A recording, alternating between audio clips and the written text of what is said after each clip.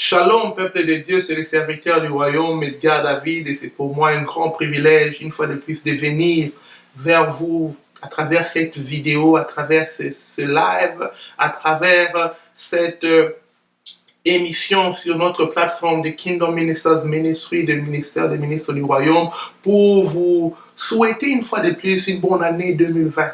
Alléluia. Je sais, avec tout ce qui se passe dans le monde, beaucoup de gens ne considèrent pas cette année 2020 comme une année de grande bénédiction, comme une année où il y a la main de Dieu derrière tout ce qui se passe en 2020. Mais je viens vous dire, parce que nous, enfants de Dieu, nous qui croyons dans notre Seigneur et Sauveur Jésus-Christ, nous croyons que c'est la personne qui définit l'année, ce n'est pas nous. Ce n'est pas nos souhaits, mais c'est notre Seigneur et Sauveur, Jésus-Christ. Voilà pourquoi, quel que soit tout ce qui se passe dans le monde, nous croyons que cette année 2020 est une année spéciale. Nous croyons que cette année 2020 est une année où Dieu sera glorifié. Nous croyons que cette année 2020 est une année où Jésus-Christ fera toute la différence. Alléluia. Avec tout ce qui se passe maintenant avec le coronavirus, cette pandémie, nous croyons que seul le nom de Jésus-Christ fera la différence. Tous ceux qui se confient en l'Éternel vont renouveler leur force. Alléluia. Ils vont renouveler leur force et ils vont prendre leur vol comme les aigles. Alléluia. C'est dans ces temps ici où on doit maintenant voir le vrai enfant de Dieu. Ceux qui se confient en l'Éternel. Je vois beaucoup des enfants de Dieu dans le désespoir. Beaucoup des enfants de Dieu qui commencent à perdre même la foi. Beaucoup des enfants de Dieu qui sont sans espérance. Mais je me pose la question, en qui avez-vous cru? Alléluia. En qui avez-vous cru? Alléluia. C'est très important pour nous qui se sommes confiés à l'Éternel, à travers notre Seigneur et Sauveur Jésus-Christ. Nous savons, nous sommes fermes et nous ne la ferons point. Nous allons marcher, nous n'allons pas se fatiguer, nous allons continuer à encourager les gens, afin qu'ils puissent mettre leur foi en Jésus-Christ. Car c'est la foi de Jésus-Christ qui va nous donner la solution à ces problèmes. Alléluia. Voilà pourquoi c'est très très important, dans cette année 2020, de savoir comment se positionner en Jésus-Christ. Alléluia. Cette pandémie ne va pas seulement bouleverser les vies des gens, mais cette pandémie va nous aider à voir la différence entre ceux qui servent Dieu et ceux qui ne le servent pas. Alléluia. Voilà pourquoi beaucoup de gens peuvent chanceler, voilà pourquoi beaucoup de gens peuvent désespérer, mais nous qui se confient en l'Éternel, comme le dit la Bible dans le livre d'Ésaïe au chapitre 40, verset 31, alléluia, on va renouveler notre force. Voilà pourquoi malgré il y a des gens qui sont infectés par le coronavirus avec tous ces symptômes, nous croyons que Jésus-Christ a la solution, parce que Jésus-Christ lui-même est la solution à tous nos problèmes. Alléluia. Que Dieu vous bénisse là où vous êtes, vous qui croyez dans le nom de notre Seigneur Jésus-Christ, notre Seigneur et Sauveur. Je sais que beaucoup de gouvernements, beaucoup de gens s'inquiètent. Il y a des gens qui se confient dans les gouvernements, dans les médias, qui attendent des nouvelles des médias, qui veulent tout faire pour que quelqu'un puisse leur dire que tout va bien. Alléluia. Mais c'était un moment où tout le monde, personne n'avait anticipé le coronavirus. Personne n'avait cru qu'il va y avoir quelque chose comme ça, qui va venir bouleverser tout le monde. Ça a attaqué tout le monde par surprise. Alléluia. Mais nous qui se confions dans notre Seigneur et Sauveur Jésus-Christ, lui le maître des temps et des circonstances, lui qui nous avait déjà formés avant que tout ceci arrive, lui sait que nous allons nous confier en lui. Et on aura la victoire. Au nom de Jésus-Christ. Car ça, c'est une épreuve de foi. Car ça, c'est une épreuve qui vient pour tester les foi de plusieurs. Alléluia. Il y a des gens qui, à cause de la peur, qui commencent à dire n'importe quoi, qui commencent à dire des médisances sur les églises, sur les hommes de Dieu. Ça n'a rien à voir avec les églises et les hommes de Dieu. Ça, c'est une épreuve de foi. Alléluia. Toi, si tu crois à ton pasteur, si tu crois à ton église, ça c'est bien. Mais nous qui croyons dans notre Seigneur et Sauveur Jésus-Christ, alléluia, nous, on ne va pas chanceler. On va prendre notre vol comme de l'aigle. On va démontrer par la foi et le courage que nous sommes enfants de Dieu, car Jésus-Christ a déjà vaincu le coronavirus à la croix. Alléluia. Voilà pourquoi je t'invite maintenant à se relever. Toi qui étais abaissé, toi qui ne savais pas où aller, je t'invite à te relever, à marcher tête haute, sachant que Christ, notre Seigneur et Sauveur, a tout vaincu, a tout conquis à la croix. Nous marchons dans la victoire. On n'a pas besoin de la victoire. Nous sommes déjà victorieux, plus que vainqueurs avec Jésus-Christ contre le coronavirus. Alléluia. Voilà pourquoi la Bible est dans le livre de Daniel au chapitre 11 au verset 32. Mais ceux du peuple qui connaîtront leur Dieu agiront avec fermeté. C'est des moments où les gens qui connaissent Dieu, les gens qui sont sauvés par Jésus-Christ, puissent agir avec fermeté. On ne doit pas chanceler, on ne doit pas faire sortir des ondes de peur aux gens. Alléluia. Si l'Église qui est censée avoir la solution, si les enfants de Dieu qui sont censés avoir la solution ont maintenant peur, où ira le monde? Alléluia. Nous, on a la solution. Et la solution, c'est en Jésus-Christ, notre Seigneur et Sauveur. Alléluia. Voilà pourquoi lui qui a vaincu ce coronavirus avant, est capable de vaincre ce coronavirus maintenant dans ta vie, dans la vie des membres de ta famille, dans la vie des membres de tes pays, dans la vie de tout le monde entier. Alléluia. Jésus-Christ va vaincre. Parfois, les gens, j'écoute les vidéos des pasteurs qui prêchent la foi et il y a des gens maintenant qui mettent leur foi en disant, bon, on n'a rien d'autre à faire. Notre foi, c'est que Jésus-Christ doit intervenir, c'est que Dieu doit intervenir pour guérir. Car si Dieu ne guérit pas, c'est fini. Non! Ça, c'est une foi partielle. Il faut avoir la foi complète. Cette foi qui va te pousser, toi, à croire que même si Jésus-Christ ne te guérit pas du coronavirus, il est capable de te ressusciter de la mort du coronavirus. Alléluia. C'est ça la foi. La foi, c'est croire que Jésus-Christ est capable de nous guérir du coronavirus. Et même s'il ne nous guérit pas du coronavirus, il est capable de nous ressusciter de la mort du coronavirus. Alléluia. C'est ça la foi. Et Jésus-Christ a démontré cette foi dans l'histoire de Lazare. Dans le livre de Jean 11. Jean chapitre 11, du verset 1er au verset 44. Alléluia. Jésus-Christ il semblait être en retard. Il a trop tardé. Au lieu de guérir Lazare, il a laissé que Lazare puisse mourir. Alléluia. Mais il a démontré que même s'il est en retard pour ta guérison, il sera à temps pour ta résurrection, mon frère. Il sera à temps pour te ressusciter des morts. Ne crains pas coronavirus. Crois que Jésus-Christ peut te libérer du coronavirus. Il peut te guérir du coronavirus. Et même s'il ne te guérit pas, il est capable de te ressusciter de la mort du coronavirus. C'est ça la foi. Alléluia. Où ira le peuple de Dieu? Alléluia. Si on ne prêche pas cet évangile de la résurrection des morts. Alléluia. Aujourd'hui, tout le monde entier nous cite le nombre de gens qui sont morts du coronavirus. Alléluia. Moi, je prie que Dieu puisse manifester sa grandeur, puisse manifester sa puissance, en nous démontrant le nombre de gens qui vont être ressuscités des morts. Mais ce sont les malades qui doivent croire. Alléluia. Même si le coronavirus te tue, Dieu est capable de te ressusciter de la mort du coronavirus. Et c'est ça la foi complète. Voilà pourquoi nous sommes dans un temps, ce n'est pas un temps où nous allons être dans des cachots, nous allons être calmes, nous allons nous isoler des personnes comme ça. Non, même à travers les réseaux sociaux, on doit toujours être présent car nous avons une foi ferme en Jésus-Christ. Notre foi est ferme que Jésus-Christ est capable de nous ressusciter de la mort du coronavirus. Alléluia. Les gouvernements, les politiciens, les présidents cherchent comment préserver, comment ils peuvent mettre des mesures de prévention du coronavirus, ou bien comment ils vont trouver un vaccin pour guérir. Alléluia. Mais nous, on a un Dieu. Au-delà de tous ces efforts, notre Dieu est capable de ressusciter les gens qui sont morts du coronavirus. Alléluia.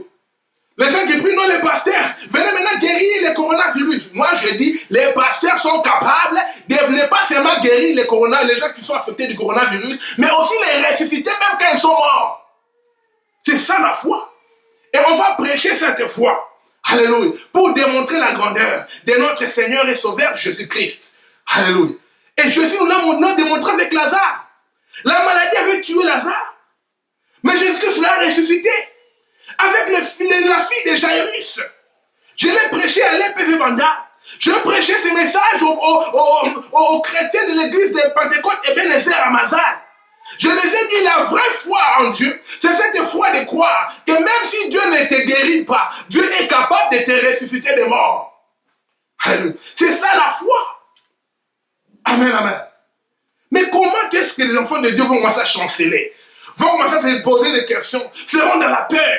Vous devrez avoir la foi. Voilà pourquoi le livre de Marc au chapitre 5, au verset 35 et 36, quand les gens disent, on dit à Jairus, ta fille est morte, mais n'importune pas le Seigneur. Jésus-Christ au verset 36 a répondu et a dit à Jairus, ne crains pas, crois seulement. Alléluia. Moi, je vais dire aux enfants de Dieu, je vais dire au monde entier, ne craignez point coronavirus, croyez simplement en Jésus-Christ. Alléluia. Le monde est en train d'être bouleversé parce que le monde ne croit pas dans le nom de notre Seigneur Jésus-Christ. Le monde ne croit pas que Jésus-Christ a la solution. Or, lui-même nous dit dans le livre de Marc, au chapitre 5, au verset 36, ne craignez point, croyez seulement. Dans le temps dans lequel nous vivons, c'est un temps où nous ne devons pas craindre. Nous devons simplement croire. Alléluia. Les malades qui seront guéris du coronavirus seront ces malades-là qui ne vont pas craindre le coronavirus, mais qui vont croire en Dieu. Alléluia. Si vous croyez en Jésus-Christ, le coronavirus ne va pas prendre votre vie. Car c'est Jésus qui détient les clés de la mort et du séjour des morts. Alléluia. Mais si tu es atteint du coronavirus, si tu as peur du coronavirus et tu ne crois pas, c'est évident que tu vas passer avec le coronavirus. C'est évident.